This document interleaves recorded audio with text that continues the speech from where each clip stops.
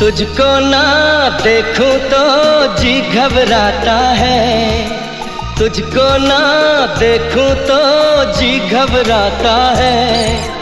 देख के तुझको दिल को मेरे चैन आता है, देख के तुझको दिल को मेरे चैन आता है।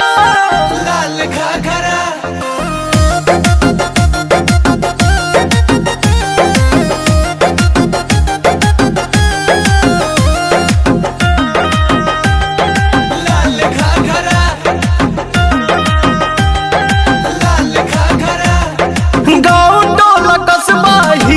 गली गली देखो तो के लोगवन में मच खला बाली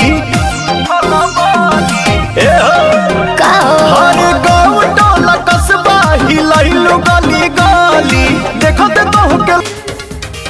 मेरा मन क्यों तुम्हें चाहे